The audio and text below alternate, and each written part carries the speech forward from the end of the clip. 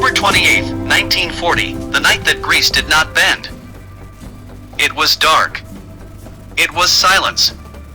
It was 3 o'clock in the morning of October 28, 1940, when history knocked on the door of Ioannis Metaxas, literally.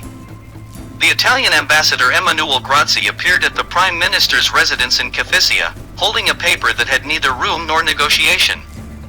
It was Mussolini's ultimatum. Greece had to allow the free passage of Italian troops and the occupation of strategic points of its territory. Metaxas read. He looked up. And with a firm voice, but heavy with responsibility, he replied in French. Alors, c'est la guerre. Well, that means war. Within a few minutes, the state machine is activated. The chief of the Hellenic Army General Staff, Alexandros Papagos, is informed. The first commands go away quickly. Defend yourselves against your positions. Not even an inch of land is granted. At 5:30 a.m., before the deadline for the ultimatum had even expired, the Italian forces began the offensive from Albania with the help from Albanian allies. The Greek units at the border, surprised but determined, respond with vigor. The first battle is fought in the area of Pindos.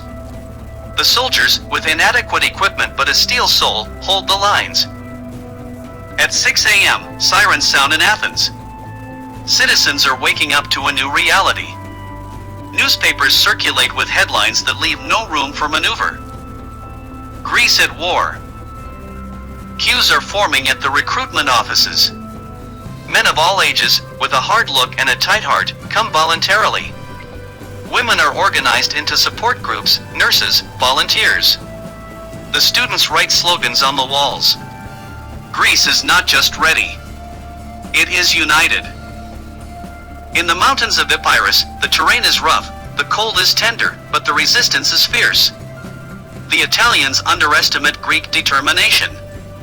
The Greek soldiers, with guns and little ammunition, fought with the spirit of 1821. No was not just a word. It was an act. It was the beginning of an epic that would shake Europe. October 28th is not just a date, it is the moment when Greece, small in size but big in soul, said no to fascism. It is the moment when history turned the page, and our country wrote its own with blood, sacrifice, and honor. Metaxas NO was the spark. The NO of the people was the flame. And the soldiers' NO was the fire that burned the arrogance of the Axis in the snowy mountains of Pindos.